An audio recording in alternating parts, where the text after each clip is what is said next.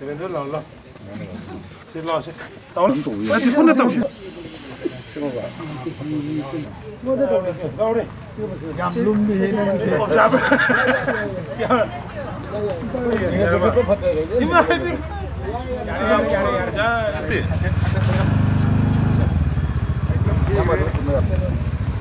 Andorra kan juga.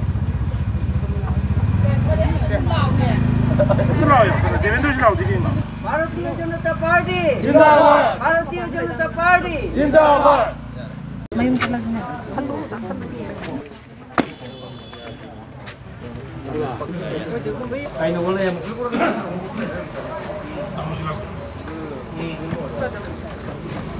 Ada, siya ini tu. Tahu sih? Kita lah ni. Tahu lah, tahu sih lah. Mai cedera calo. Kali tu dah. Dibuat betul. Ya, bro. Bayi yang nggak saya, jaya.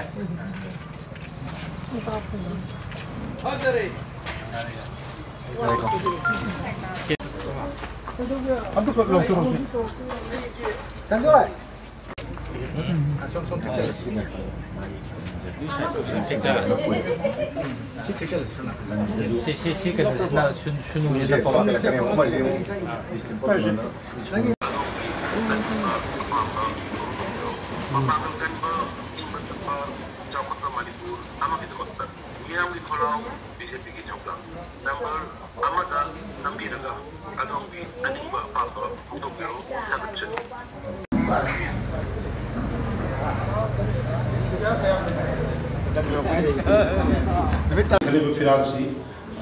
Election da bari ne firal natti jiki koi gi hairi ba ai imung BJP gi imung hairi ba campaign si hogi ai gi yum gi hobjei haina si kachab firal ni ngasi gi ta sem dei kana amta koi le kai su tu haida ba lai fa ba gi koi gi ai now the koi intending candidate la mo bi ba ai da ma kuna ta shi ha da ya mo na ta kuna ta shi hai bi ba jai ya ba Opinion, semai tu nak kau itu boleh tahu laki nak tengah yang mahal ba.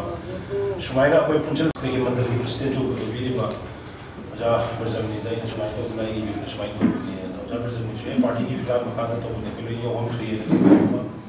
Jadi second kau praktikal bila kau jah senam ni, ba ai praktikal bila mesti ai baru kau measure kau isi tersen BJP ni pergi dedicated to workers we start among the Lakiva BJP Sarkar Laksa Mahon of the Equation Kamoga or the Kia constituency key interest that the Aiga candidate Haiba Amaki to sacrifice to Foganda Manipur BJP we start this Mukimaki Giba a measure Masu Infal Gilang G.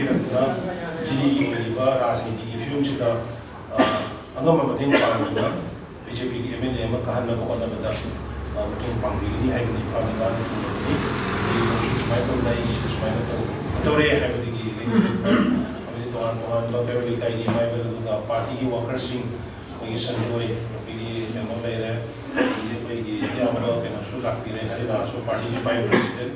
I had some hygienic music, I'm not there. I quite Amana Haida Mayano. BJP si kucai saya moi pun me ya tabani koi kira taksi koi ki MLA ma thambang ma ko mali khang da ma ba jiri da sini ba wan si khang da ma ko to adu ma puna ma ko seng na moi se na ji ba ko kan ge da kan je ba candidate si ba ta lai de adu na ba ko da candidate BJP da ji ke ta ni ba ai ya ma be na ma di ai no ta ma di bi sa ko na ko ni na ni ke ni bi sa party di mana difference betul lagi betul macam ni nagani adalah kau yang ngasih tinggi lagi imung BJP imung habis lagi baru ina kau boleh bukan party isu tahu berapa lagi kita lagi dekai dengan sini macam ni yang lagi yung nifu di party ni bibir instruction ni betul ni tahu kita ni ini tahu jadi ni adanya party dah same kaca biba tomba cakap na tiket pangkat dia ya ni habis lagi dah macam nak pun mau quarter pun mana ayah yung nifu minimum yung nifu campaign tahu mana cerita Nanti bawa ting panggi ni hari ni cerita thal betul tham jeraga. Lagi baru kalau mesona yang tentak na jadi yung ini film, kami di program sini betul anda juga ꯆꯥꯎꯈꯠꯆꯗꯕ party ꯃꯌꯥꯝꯗ ꯈꯤꯇꯪ ꯌꯦꯡꯖꯕꯤꯔꯤꯕ ꯀꯥꯏ ꯈꯨꯔꯨꯝꯖꯔꯕ ꯃꯌꯥꯝꯕꯨ ꯑꯩꯈꯣꯏ ꯑꯩ ꯍꯧꯖꯤꯛꯁꯤꯅ ꯑꯩ ꯂꯥꯛꯆꯒꯦ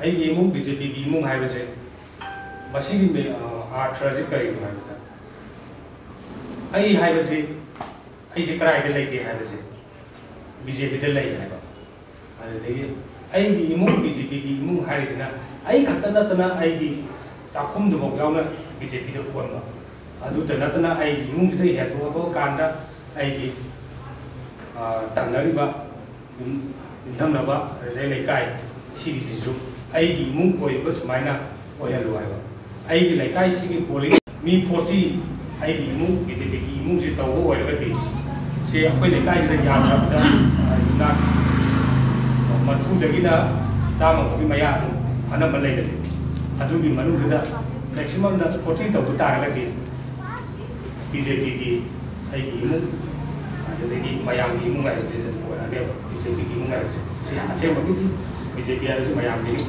ꯑꯗꯨꯅ ꯃꯌꯥꯝꯒꯤ ꯁꯤꯒꯤ ꯐ꯭ꯂꯦꯛ ꯆꯤꯡꯈꯠꯂꯤꯕꯁꯤꯁꯨ ꯁꯨꯃꯥꯏꯅ ꯐ꯭ꯂꯦꯛꯀ ꯂꯣꯏꯅꯅ ꯆꯤꯡꯈꯠꯀꯗꯕꯅꯤ ꯃꯌꯦꯛꯀꯤꯗꯤ ꯐ꯭ꯂꯦꯛꯁꯨ ꯆꯤꯡꯈꯠꯄ ꯑꯗꯨꯒ ꯑꯩꯒꯤ ꯏꯃꯨꯡꯁꯨ ꯑꯣꯏꯕ ꯁꯤꯒꯤ ꯋꯥꯈꯜꯂꯣꯟꯁꯤ ꯁꯤ ꯂꯩꯕꯅꯤ ꯑꯗꯨꯒ ꯃꯥꯏ ꯄ꯭ꯔꯣꯒ꯭ꯔꯥꯝꯗꯤ ꯇꯣꯉꯥꯜꯂꯤ ꯐ꯭ꯂꯦꯛ ꯆꯤꯡꯈꯠꯄꯅ ꯑꯃꯅꯤ ꯑꯗꯨꯒ ꯑꯩꯈꯣꯏꯒꯤ ꯑꯩꯒꯤ ꯏꯃꯨꯡꯅ ꯑꯃꯅꯤ ꯑꯩꯈꯣꯏꯒꯤ ꯏꯂꯦꯛꯁꯟꯁꯤꯁꯨ ꯅꯛꯁꯜꯂꯛꯑꯕꯅꯤꯅ ꯁꯤꯗ ꯄꯨꯟꯅ ꯑꯗꯨꯝ ꯑꯅꯝꯕ ꯀꯦꯟꯗ꯭ꯔꯗ ꯂꯣꯏ ꯇꯧꯅꯔꯦ ꯑꯗꯨꯒ ꯍꯧꯖꯤꯛ ꯑꯩꯅ ꯁꯨꯝ ꯌꯦꯡꯖꯕꯗ ꯑꯩꯈꯣꯏ ꯁꯤꯗ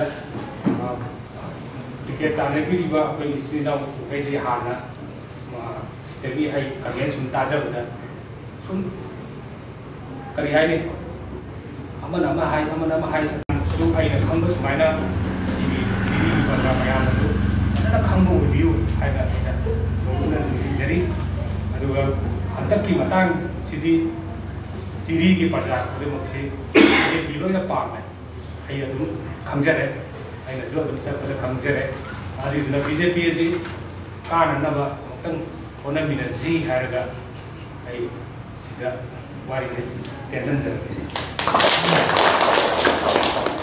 ꯌꯥꯝ ꯁꯝꯅ ꯑꯣꯖꯥ ꯎꯃꯦꯁꯣꯔꯅ ꯀꯅꯥꯅ ꯀꯥꯕ ꯌꯥꯏꯒꯗꯤ ꯄꯤꯗꯣꯏꯅꯤ ꯑꯗꯨꯅ ꯅꯤꯌꯣꯝ ꯆꯨꯝꯅ ꯄꯤꯕꯤꯌꯨ ꯃꯊꯪꯗ ꯄꯨꯜꯂꯕꯅꯤꯅ ꯑꯗꯨꯝ ꯍꯥꯏꯔꯣꯏ ꯃꯤꯅ ꯅꯧꯕ ꯁꯦꯀ꯭ꯔꯦꯇꯔꯤ ꯌꯥꯎꯔꯦ ꯑꯗꯨꯗꯒꯤ ꯑꯩꯈꯣꯏꯒꯤ ꯎꯃꯦꯁꯣꯔꯁꯨ ꯌꯥꯎꯕꯤꯔꯦ ꯍꯥꯟꯅꯒꯤ ꯑꯩꯈꯣꯏ BJPꯒꯤ ꯖꯤꯔꯤꯗ ꯑꯩꯒꯤ ꯋꯥꯈꯜꯗꯗꯤ ꯍꯟꯗꯛꯁꯤ BJP ꯑꯃ ꯀꯥꯗ ꯌꯥꯗꯦ ꯍꯥꯏꯕ ꯑꯩꯈꯣꯏꯒꯤ ꯈꯟꯖꯕ ꯑꯃ ꯂꯩ ꯃꯗꯨꯒꯤ ꯒꯣꯜꯗꯨꯗ ꯑꯩꯈꯣꯏ ꯂꯣꯏ ꯆꯠꯃꯤꯟꯅꯒꯅꯤ ꯍꯥꯏꯕ ꯑꯁꯥ ꯇꯧꯏ ꯌꯥꯝ ꯍꯦꯟꯅ ꯀꯥꯟꯅꯗꯧ ꯃꯥꯟꯗꯦ ꯁꯤꯃ ꯑꯩ ꯊꯝꯅꯤꯡꯉꯤ ꯑꯗꯨꯒ ꯑꯩꯈꯣꯏꯒꯤ ꯃꯟꯗꯜꯒꯤ ꯑꯃꯗꯤ ꯑꯇꯣꯞꯄ ꯑꯩꯈꯣꯏꯒꯤ ꯂꯩꯃꯤꯟꯅꯔꯤꯕ ꯏꯆꯤꯜ ꯏꯅꯥꯎꯁꯤꯡ ꯑꯩꯈꯣꯏ ꯈꯤꯇꯪ ꯆꯦꯛꯁꯤꯟꯒꯗꯕꯅ ꯚꯦꯔꯤ ꯐ꯭ꯂꯨꯏꯗ ꯑꯦꯔꯤꯌꯥꯅꯤ ꯑꯩꯈꯣꯏꯁꯦ ꯃꯍꯤ ꯑꯣꯏꯅ ꯂꯩꯕ ꯁꯣꯝꯗ ꯆꯦꯟꯒꯤꯁꯨ ꯌꯥꯏ ꯁꯣꯝ ꯆꯦꯟꯒꯤꯁꯨ ꯌꯥꯏ ꯑꯃ ꯆꯦꯟꯊꯣꯛꯄꯁꯨ ꯌꯥꯏ ꯑꯗꯨꯅ ꯁꯤꯒꯨꯝꯕꯒꯤ ꯀꯩꯅꯣꯁꯤ ꯑꯩꯈꯣꯏꯅ ꯆꯦꯛꯁꯤꯟꯒꯗꯕ ꯍꯥꯏꯕꯨ ꯑꯣꯏꯁꯤ ꯌꯥꯔꯗꯤ ꯑꯣꯏꯅꯕ ꯇꯧꯁꯤ ꯆꯤꯟꯗ ꯑꯃ ꯍꯦꯛ ꯇꯧ ꯑꯗꯨꯒꯤ ꯇꯧꯊꯣꯔꯛꯄꯅ ꯑꯃ ꯇꯧ ꯆꯤꯟꯗ ꯑꯃ ꯍꯦꯛ ꯇꯧ ꯑꯩꯈꯣꯏ ꯃꯁꯦ ꯑꯩ ꯇꯨꯃꯤꯟ ꯂꯩꯕꯁꯦ ꯁꯦꯡꯅ ꯍꯥꯏꯔꯗꯤ ꯑꯩꯈꯣꯏ ꯍꯧꯖꯤꯛ ꯂꯥꯡꯗꯦ ꯎꯗꯒ ꯁꯔꯀꯥꯔ ꯈꯔ ꯂꯥꯡꯉꯤ ꯅꯠꯇ꯭ꯔꯅꯦ ꯈꯔ ꯆꯦꯜꯂꯤꯑꯕ ꯃꯣꯏ ꯚꯣꯠ ꯃꯥꯜꯂꯦ ꯑꯩꯈꯣꯏ ꯈꯔ ꯆꯦꯛꯁꯤꯟꯅ ꯍꯣꯠꯅꯔꯒꯗꯤ ꯑꯩꯈꯣꯏ ꯍꯧꯖꯤꯛ ꯁꯨꯝ ꯒꯣꯜꯗꯟ ꯆꯥꯟꯁ ꯂꯩ ꯍꯥꯏꯅ ꯂꯧꯔꯦꯕ ꯑꯗꯣ ꯒꯣꯜꯗꯟ ꯆꯥꯟꯁꯁꯨ ꯑꯩꯈꯣꯏꯅ ꯂꯧꯖꯕ ꯍꯩꯇ꯭ꯔꯒꯗꯤ ꯑꯩꯈꯣꯏ ꯃꯥꯡꯗꯣꯏꯅꯤ ꯗꯤꯁ ꯏꯁ ꯗ ꯄꯣꯖꯤꯁꯟ ꯑꯩꯈꯣꯏꯁꯤ ꯌꯥꯝꯅ ꯀꯔꯤ ꯍꯥꯏꯅꯤ ꯖꯤꯔꯤꯒꯤ ꯁꯤꯆꯨꯋꯦꯁꯟꯁꯤ ꯉꯁꯤ ꯁꯣꯝꯗ ꯂꯩꯔꯝꯕꯅꯤ ꯅꯣꯡꯉꯥꯜꯂ ꯁꯣꯝ ꯆꯠꯈꯤꯕꯁꯨ ꯌꯥꯏ ꯗꯤꯐꯔꯦꯟ ꯀꯝꯃꯨꯅꯤꯇꯤ ꯂꯩꯕꯅꯤ ꯗꯤꯐꯔꯦꯟ ꯑꯥꯏꯗꯤꯌꯣꯂꯣꯖꯤ ꯂꯩ ꯗꯤꯐꯔꯦꯟ ꯀꯩꯅꯣ ꯃꯥꯒꯤ ꯊꯤꯡꯀꯤꯡ ꯑꯦꯟ ꯄꯥꯝꯖꯕ ꯂꯩ ꯁꯤꯒꯤꯁꯤꯗ ꯑꯩꯈꯣꯏꯅ ꯌꯥꯝꯅ Thank you. Tamo ado atin jabiki Madam President Jawarjanina. Ito sum atin President mo ni no way ni. Pero matan ki question ko da jasna ni ni tasan bi daga. Product change hai ga. मैं तो Hindi film से कोई BJP को नाम Asarwa party का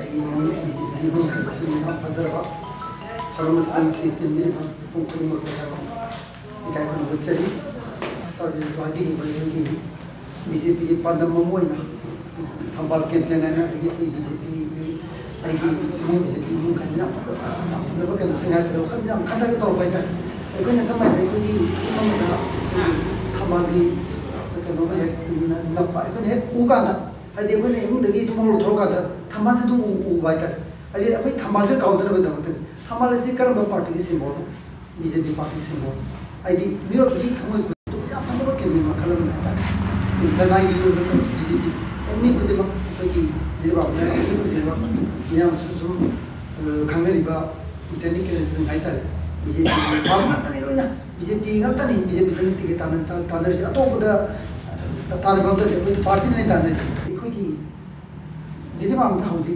voters ने लौगदबा role से करे मसला पार्टी मर अखोना हौजिसी अखोना मीडिया दा करी दा पान nga drama gi tu ko drama to ko sina kana ba apa to bol to bai ga sono to hairul bai gi su amang ba minus point mu khai do boi do tisan boi do amna har ko su tian boi do media sta na na na to gi to bai